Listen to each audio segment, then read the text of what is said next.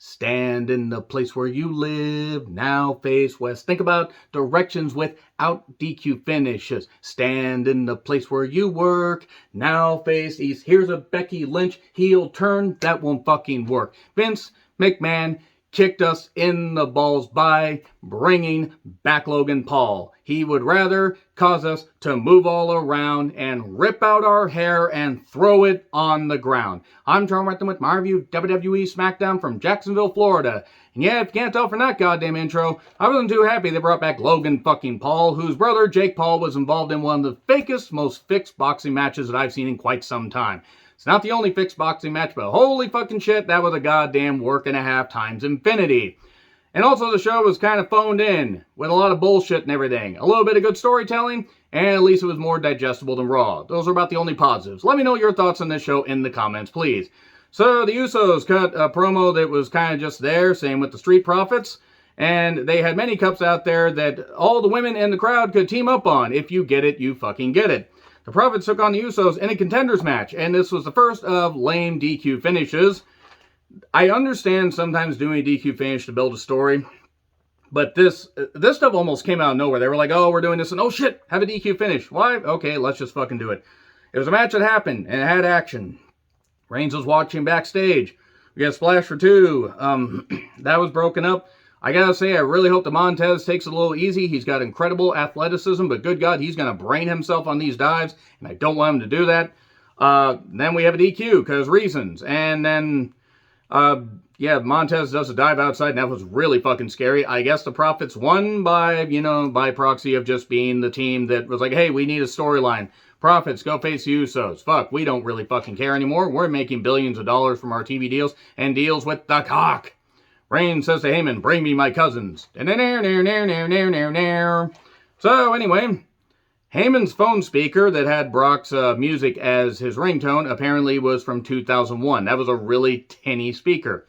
And oh, he was interviewed by Kayla. Political opinions shouldn't, dictate your friendships, Braxton. I'm going to say right now that Kayla is beautiful and Kayla is not very smart saying that.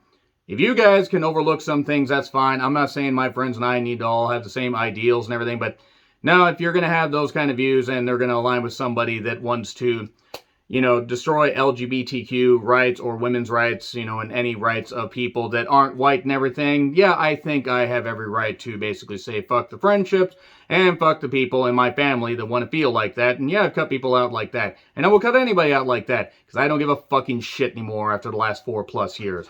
So anyway, Kayla, beautiful, needs to really, get her head out of her ass. Anyway, Big E was dressed as a janitor and had the briefcase and was just laughing. Are they really, resorting to that point where they're just having Big E do costume stuff? Hey, Big E's making the best of this. He really is. Leather Clad Lynch, I will say right now, Becky has put in the work, and she, considering she just had her kid in December, she is a prime example of how much work you can put in and also having, the resources to really work hard. But honestly, good genetics, good on her. And she, looks incredible. She obviously is trying to make this heel turn work. It's not going to fucking work. It's not that she can't be a heel. It's that the crowd won't let her be a heel because they tried to, make her heelish and everything for a while, make her the anti-hero, and it wasn't going to fucking work because people are going to fucking cheer Becky. So anyway, we switched recaps of the women's match last week, the Fatal 4-Way and everything. Liv Morgan was nowhere to be found this week, more in the pity. And Kier, I know what you were thinking about. Stop thinking about it. I know you're... Stop it, Kier. Get some help. So anyway, and it was also sponsored by Progressive Match Flow. The irony and the subtlety is like a brick to the head, which is what Logan Paul deserves. So anyway, Becky played them like a fiddle. She knocks Bianca. All it took was one fist. A kiss with a fist is better than none. And now Florence and the Machine songs are stuck in my head. Again. So then Bianca comes out and says she wants another shot. How about next week? How about tonight? And, well, actually, she says, how about tonight? Because they're going to have a contract signing next week. Becky says, nah. Then Ziggler asks Tony to check out his match. That is Tony Storm's first appearance in about 6 weeks. Wait. About 6 weeks on SmackDown. Good job. You got a bright, beautiful star that's talented as fuck, and you put her back there working, a little scripted thing with Ziggler. Good job. She's rooting for Rick Boogs, who does Nakamura's entrance and beats Ziggler in about 3 minutes with a pump handle slam variation, whatever, and everything. And cool, okay, good. I don't know what the fuck his outfit's supposed to be. Sonya tells Becky there will be a contract signing next week. It's going to be them in Madison Square Garden. Did you know WWE Smackdown is going to be Madison Square Garden? They've only mentioned it about 80 million times on this show already. But good. First show back in Madison Square Garden in a while, and I think they're going to be there for Survivor Series, if I recall correctly. So, what in the bastardized animatrix was Cesaro's entrance? It looked fucking ridiculous. Maybe it would look better in VR. Maybe it would look better if I was on acid. Maybe it would look better if creative just all took a fucking nosedive and just, got out of the goddamn company. And maybe they just had a few people writing or booking for the talents. Seriously, not that hard. You don't need all this comedy bullshit. Anyway, Cesaro took on Rollins. First, Rollins says that he will use what Edge taught him. Get him a fucking manager ASAP. He can't talk. And I like Seth Rollins. He just can't fucking talk. Mania 37 rewind, and it was fine. Rollins used a couple of Edge's maneuvers because he's trying to use Edge's teachings and everything because this feud will not fucking end. I mean, I had a feeling it would continue. I just didn't think it was going to happen so soon. We go with swinging, and Rollins uses a chair to cause a DQ because he was fisted by Cesaro early on. He's like, I'm not taking the Swiss fisting again, which I've taken. It hurts. It hurts a lot. To quote Jennifer's Body, I had to sit on a bag of frozen peas for a week. Also, always delete your search history. So, Cesaro got choked by Rollins' somewhat lengthy pipe. And the stomp to Cesaro and Edge comes down. We're getting a chairs match at Extreme Rules, aren't we? Hooray!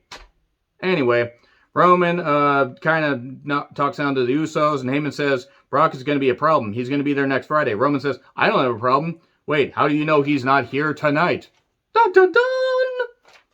Corbin asked Mackenzie Mitchell to park his car. To be fair, Mackenzie Mitchell. Why was Mackenzie Mitchell there? I'm not even knocking Mackenzie Mitchell, but it's like she doesn't even look like a valet party. She looks like, holy shit, this woman's beautiful. Why is she not on TV more?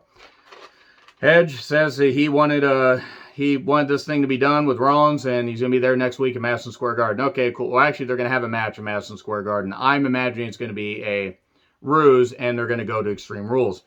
So anyway, KO show with Happy Corbin, and Logan Paul's back, and we can't fucking escape from this goddamn idiot that filmed a dead body in a Japanese forest and mocked the Japanese culture. And no, I'm not going to forget that. People can grow up, but when you do that kind of shit, that's unforgivable, regardless of what race, color, or creed, or whether you come from the third ring outside of Saturn. I don't care. Logan Paul, Jake Paul, his mother, his father, they deserve the worst goddamn holidays for simply existing on this planet they don't belong on. Anyway, Owens tried to make this work. Just send him home to the Rumble if you were going to have him feud with Corbin and involve Logan Paul in this. Because I'm sorry, and everything against Logan Paul. He can piss up a rope. But nothing against Corbin as a person. This Happy Corbin thing is stupid. It's stupid. It was as stupid as the Cameron Grimes thing, to the moon, because apparently people like when I do that.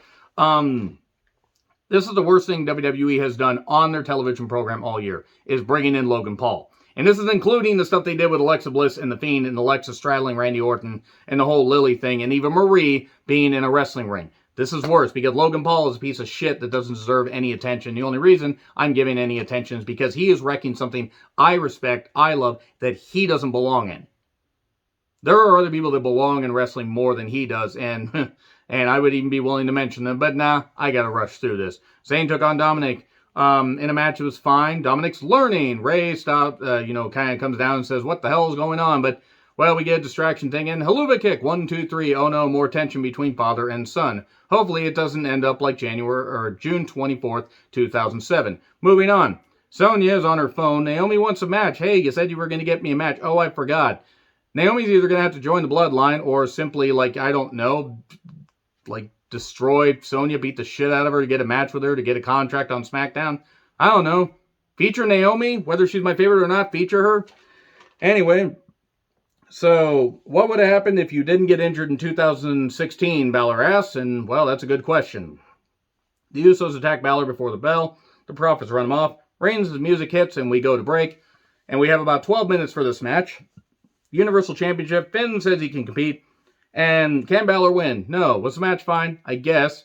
Reigns kicked out of the stomp, and they didn't sell it long enough. If Balor had hit the stomp, but been like, oh, he's so tired, he's so whatever, and then gotten over there and done that, it would have been better. But it kind of killed the stomp right there, because I don't know how many people have kicked out of the stomp. It hasn't been too many, at least in WWE. So then we get a low blow, and the fisting and the choke. Because anytime, the tribal chief wants to fist you and choke you or to get head at the table, you're going to listen. Noah, you're thinking about it. Stop it. And then, oh no, the demon drum and the noises and stuff like that. So Reigns is going to beat the demon at Extreme Rules. Okay? Anyway, let me know your thoughts in the comments. Like, share, subscribe, Twitter handle in the description. I'm John Rickland. I'll see you soon.